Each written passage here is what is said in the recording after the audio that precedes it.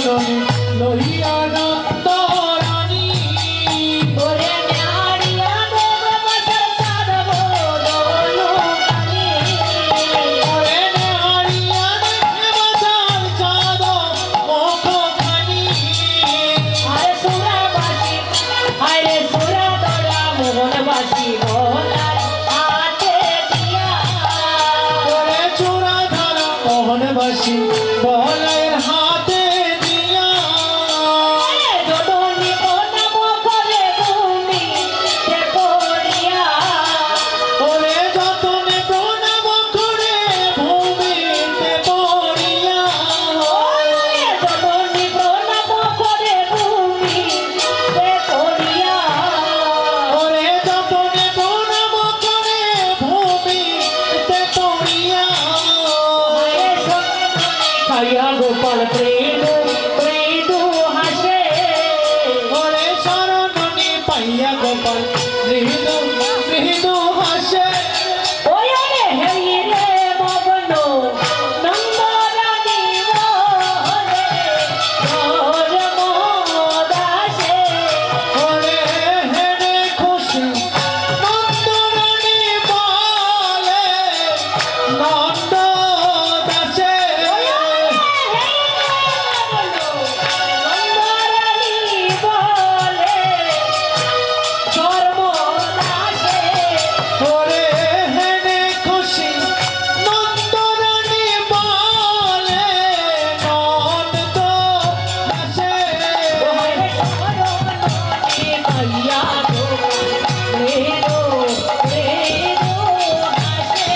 ওরে কিরণনি পাইয়া গোপাল মৃদু মৃদু হাসে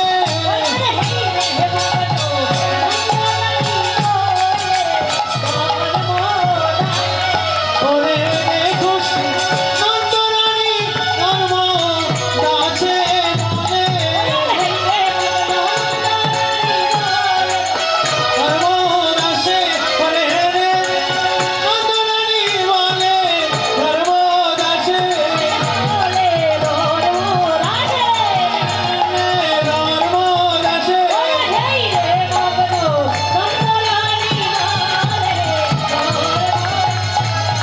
ওরে নন্দরানী বলে ধর্ম দাসে আরে বলে ধর্ম দাসে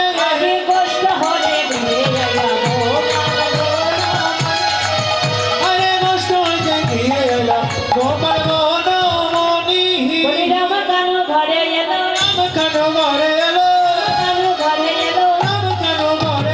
ওদের ঘরে হরি বলে রাম কেন ঘরে এলো ওদের ঘরে হরি বলে রাম কেন ঘরে এলো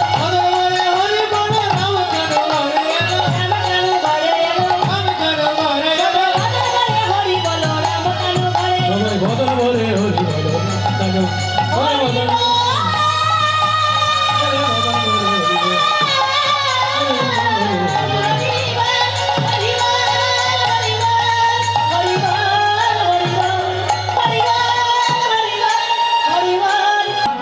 নিয়ে চলো না দাদা গেলে আমার দাদা দাদা যদি আমার সঙ্গে যায় আমার দাদার রেখে পাবো না তুই আমাকে নিয়েছিস আমার সময় সুবল বলছে ও দাদা দাদা বলরাম বলছে কি হলো বলে দেখো না সুবলকে একটু রাগা করে মধ্যে খুব চতুর ছিল কেন কারণ সুবল রাধা এবং কৃষ্ণ দুজনেরই ভক্ত ছিল ওই শাস্ত্রে বলেন না যে জন কৃষ্ণ ভজে সে বড় চতুর সুবল হঠাৎ করে একটা বুদ্ধি বের করে নিল তো বলছে কি এবার রান্না করে যদি মিলন ঘটাতে হবে তো দাদা থাকলে হবে না সেখানে বলছে ও দাদা দাদা তুমি না কখনই চলে যাও আমরা একটু পরে আসছি বলরাম বলছে কেন তো হঠাৎ করে তোর কি হলো বলে আর বলো না এই যে কানাই একটা বাছুরি হারিয়ে গিয়েছে তাকে খুঁজে নিয়ে আমরা আসছি বলরাম তো বুঝতে পারলো কেমন বাছুরি হারিয়েছে, তো বলরাম মনে মনে বলছে ঠিক আছে। তো সুবলকে বলছে এই সুবল, করিস না, তোদেরকে রেখে কিন্তু আমি ঘরে যাব না। তবে হ্যাঁ, আমি রাজপথে দাঁড়িয়ে আছি, তুই যা করার শীঘ্র বাছুরটাকে খুঁজে নিয়ে আয়। এবার গোবিন্দ আমার সুবলকে নিয়ে কিছু জায়গা অগ্রসর হয়ে এবার সুবলকে বলছে সুবল তুই এখানে দাঁড়িয়ে থাক, আমি যাবো আর আসবো। এবার গোবিন্দ আমার যাবন নগরের দিকে যাচ্ছে, আর রাধারানী গোবিন্দ তো মানুষ ধরে করে ঘরে যাচ্ছে, সেই বাঁশির ধ্বনি শুনে এবার রাধারানী সখীগণকে বলছে সখীরে ওই শুন, আমার গোবিন্দ বংশীর ধ্বনি করে ঘরে চলে যাচ্ছে। তাই বলছি সখী দেখ দেখ আমার গোবিন্দ বন থেকে ঘরে যাচ্ছে। তাই বলি সখী রে তোরা আর বিলম্ব করিস না, তারা দুটি কানে পেতে শোন, নয়ন বলে দেখ আমার গোবিন্দ উঠে থেকে ঘরে আসছে। তোরা শুনগো নীরব হইয়া, দেখো বাহির হইয়া কি সুন্দর বাজাইয়া।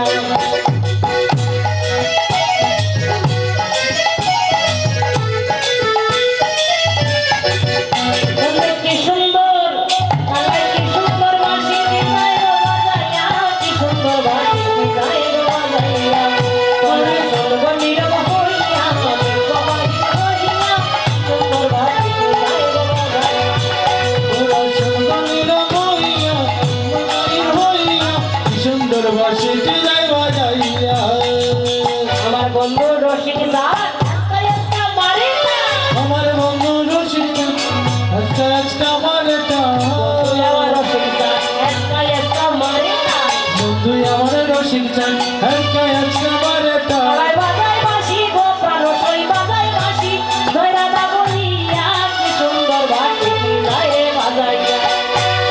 কি সুন্দর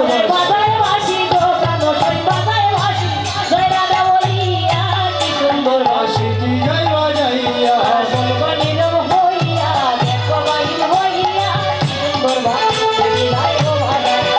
তোরা শুনগো নীরব হইয়া, দেখবো বাহির হইয়া কি সুন্দর বাঁশিটি যাই বাজাইয়া।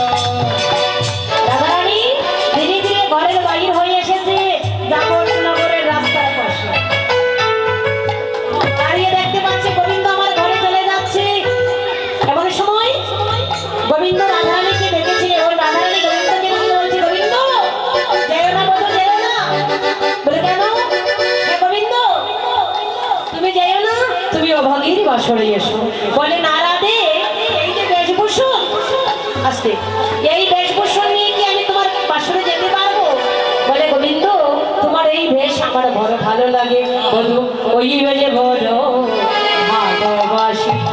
ওই বেশ বড় ভালোবাসি, বধু হে ওই বেশ বড় আমি ভালোবাসি। বধু ওই বেশ বড় ভালোবাসি, তোমার মাঠে চূড়া হাতে বাসি, ওই বেশ বড় ভালোবাসি। তোমার মাথে চুল হাতে বাসি, ওই বেশ বড় ভালোবাসি। গোবিন্দ তোমার মাথায় মোহন চূড়া হাতে মোহন বাসি, তোমার ওই বেশি বড় ভালোবাসি। তুমি ওই বেশি আমার ঘরে এসো বধুরে, ওই না বেশে যাইস আমার ঘরে। বধূ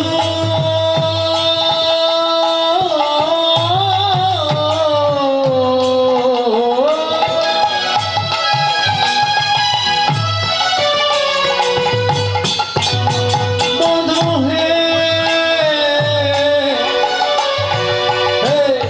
ওই না বেশি আইসো না ঘরে ঘরে, আর ওই না বেশে যাইস তুমি,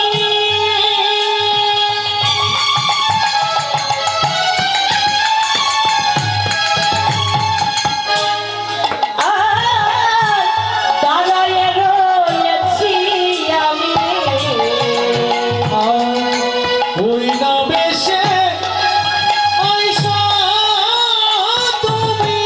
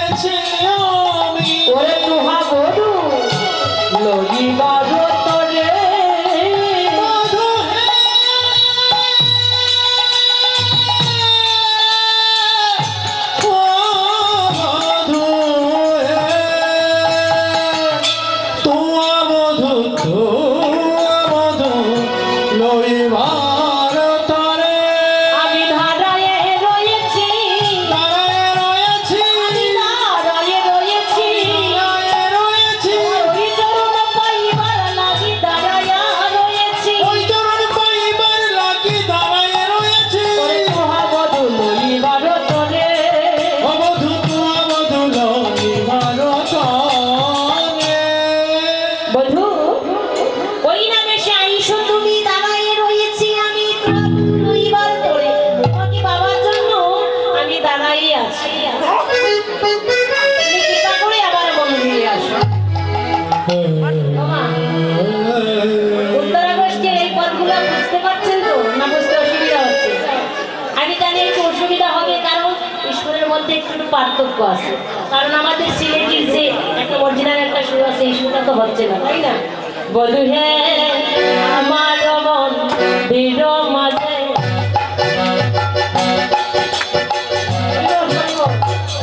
বিচিত্র পালঙ্গ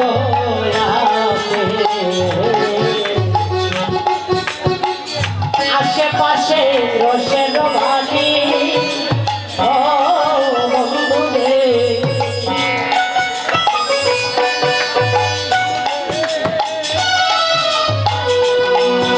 বধু হে আমার হৃদয় মাঝে বিচিত্র পালঙ্গ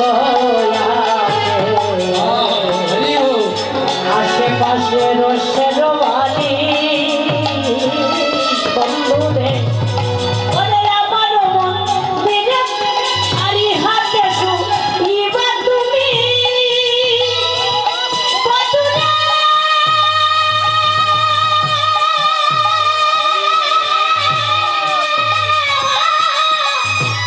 প্রাণ বন্ধু হে ওরে দুই হাতে শুইবা তুমি সদা সারিব আমি। দুই হাতে দিবা তুমি বধু হে।